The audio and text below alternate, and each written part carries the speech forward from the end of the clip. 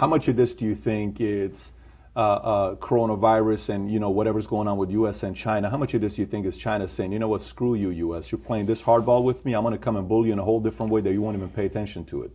How much credibility do you give to that? 5%? 1%?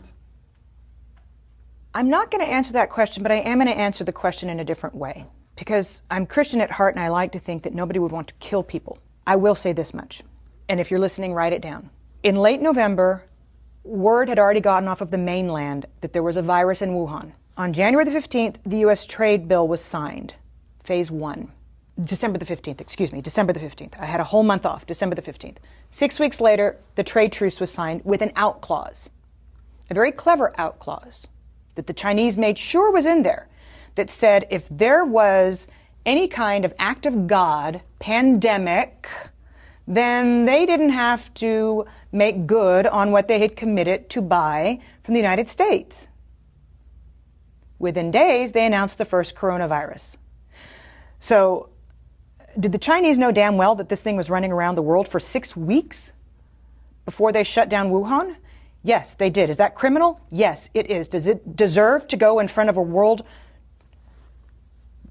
tribunal? Yes, it does.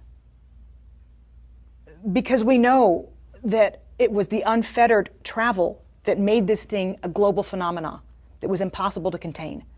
6 weeks they knew, but they wanted that out clause. And then they underreported what happened in Wuhan, which a toddler could tell you based on what happened in Italy, based on what's happened in Germany and in France and now in the UK with Boris Johnson in the ICU.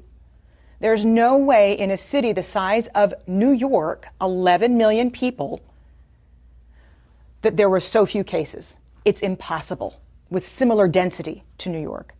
So the World Health Organization should be held accountable for not holding China accountable to providing good, valid data so that the rest of the world could prepare for fewer people to die. And that's what you're talking about. To me, these are equivalents to acts of war on the part of China. And then, equally, whether you're talking about NPR or Fox News, most major media outlets on both sides of the aisle came out and reassured the United States that it was just the flu. Within 24 hours of South Korea's first case being reported, the United States' first case was reported.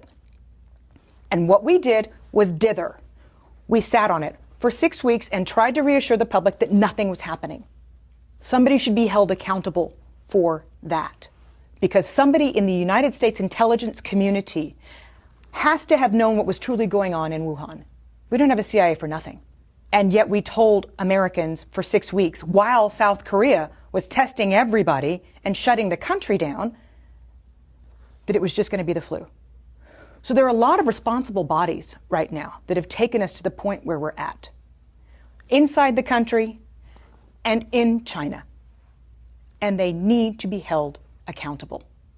So you don't even have to get on the discussion as to whether or not this was a manufactured virus and set upon the world. You don't even have to go that far. If we find that in future investigations, then that needs to be prosecuted. But if we just ascertain what is known and a known hushed up secret that the Chinese knew for 6 weeks about the virus before saying anything on the global stage to get a trade deal signed, somebody needs to look into that, because countless lives have been lost as a result. The damages are in the tens of trillions of dollars. We're not talking about small here if that's the case. No, we're not. And we're talking about people losing their family members, and we're talking about we're talking about suicides in the future, we're talking about economic hardship. All of this could have been mitigated had China been honest and had the World Health Organization made China accountable. Because at first they said it's not anything to worry about when the WHO first came out and said we don't need to stop everything. Let me ask you, who do you trust the least? Iran, Russia, or China? China. China's got more economic power. Because of that, or because they don't have a free press and because we can't really know what the hell is going on over there? Well, that's just a kicker, but you don't really know what's going on in Iran either. You had global satellite images in Iran showing mass graves. Iran underreported the same.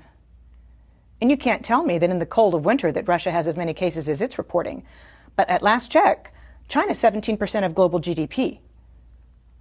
They can throw more money around than anybody else. And you just mentioned two of their allies, by the way. So that's why I asked it the way I did. And the largest contiguous land border on the planet, by the way, between Russia and China.